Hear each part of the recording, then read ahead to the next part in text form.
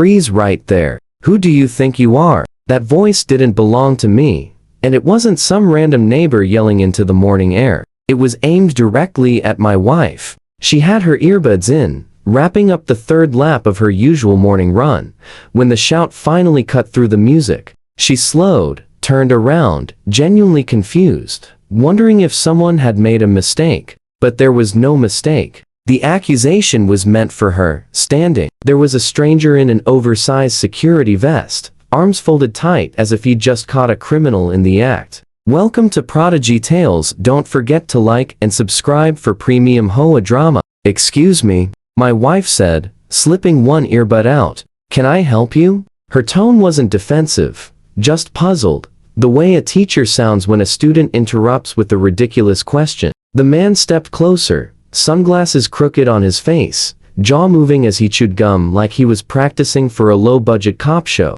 This is a no-running area. You're trespassing, he announced, glancing toward another guard posted stiffly by the sidewalk. That guy nodded along, head bobbing like a broken dashboard toy.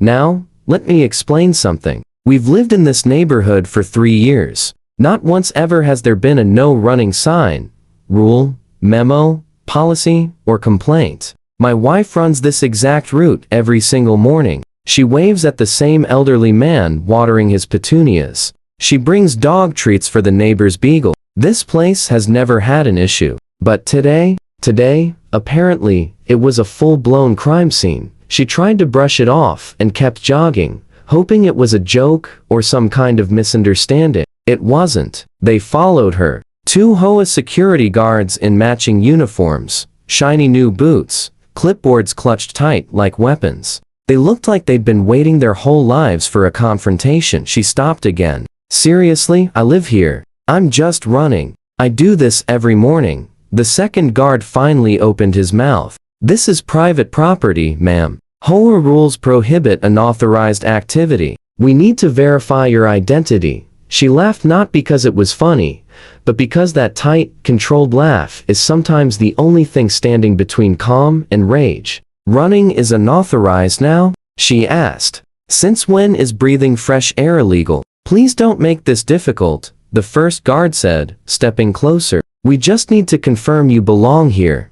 That was the moment my wife realized this wasn't confusion. It was harassment. Something was wrong. These men weren't just enforcing rules, they were hungry for authority. They demanded her ID, but she didn't have it. Who carries a driver's license on a morning jog? Calmly, she said, I live 2 blocks down. You can walk with me. I'll show you my ID. They refused immediately. No, ma'am. You're not permitted to leave until we verify your identity. Think about that logic for a second. They wouldn't let her go prove she lived there because she hadn't yet proven she lived there. Genius.by now. They'd boxed her in like she was a suspect instead of a resident. What they really didn't know was that my wife isn't just any jogger. She's CIA, active duty, not retired, not former. And while she had no intention of flashing credentials unless utterly necessary, you'd think 2 barely trained rent-a-cops would have backed off after she offered a peaceful solution.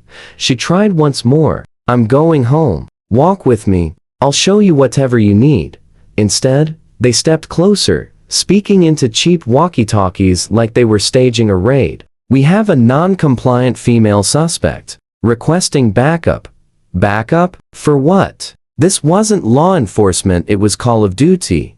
HOA edition. These guys were clearly new hires. Probably failed mall cops or wannabe soldiers desperate to flex the tiny authority their badges gave them. And hovering over all of it was their boss, Clara, the neighborhood's infamous HOA president. A full-blown Karen with a Napoleon complex and an addiction to control. She was the kind of woman who would report squirrels for violating noise ordinances. That's the level we're talking about. She despised my wife for things as ridiculous as her sports bra being too bright during morning runs. So no, this wasn't random. Not even close. This was planned. Clara had deliberately unleashed her brand new attack dogs to stir up trouble. What she didn't plan for was how badly it would backfire. My wife gave them one final warning. If you don't walk with me peacefully, she said evenly, you're going to have a problem. They laughed. One of them actually snorted and said, "What are you gonna do? Outrun us?" My wife smiled. Something like that. The air shifted. You could feel it. Tension climbed fast, thick, and sharp. If those idiots had possessed even half a brain, they would have backed off right then. But egos outweighed common sense. "I'm done with this nonsense," my wife said, stepping back and turning to leave. "I'm going home."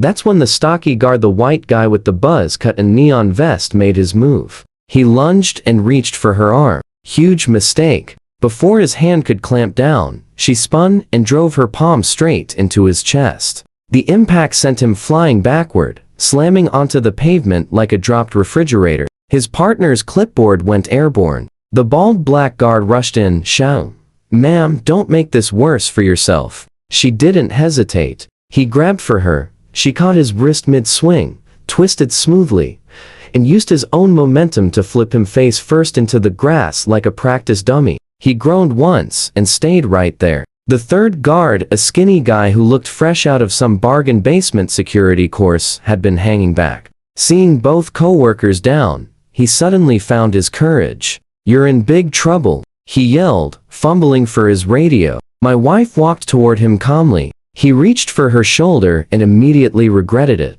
She dipped under his arm and swept his legs out cleanly. He hit the sidewalk hard, rolled once, and curled up, whining. Across the street, a neighbor gasped loudly and raised her phone. Recording. My wife glanced around, adjusted her ponytail, and muttered, "I warned them." 3 grown men lay scattered on the ground, groaning, pride absolutely demolished. None of them able to explain how things went sideways so fast. More neighbors were stepping onto porches now, confused, but glued to the spectacle. No one expected the jogging lady to flip the switch like that, but she did. And the HOA goons. They were learning their lesson the hard way. A few minutes later, my wife walked through our front door like it was any ordinary day. "So," asked, half smiling, "how was your run?" She raised an eyebrow, tossed her hair tie onto the counter, and said, "Let's just say they won't be bothering me again." I laughed, then paused. "Wait, did something actually happen?" She nodded casually. "The new HOA guards got grabbed." My smile vanished. "Are you okay?" She smirked. "Of course I am. They're the ones who aren't." We sat down, and she pulled up a video someone had already posted online. It was spreading fast. My wife tossing security guards like yesterday's trash, all in crystal clear, high-definition glory. One neighbor had even added slow motion and dramatic music. The comments were priceless. Then she made one phone call. 10 minutes later, the security company was in full panic mode. Within 2 hours, all 3 guards were fired. Clara, yes, that Clara, the HOA president from hell, tried scrambling to control the damage, but it was far too late. The neighborhood buzzed non-stop. People who used to barely nod were now giving my wife respectful salutes when she passed. Everywhere we went, whispers followed. "That's her." Some neighbors even asked for self-defense tips. It wasn't just respect anymore.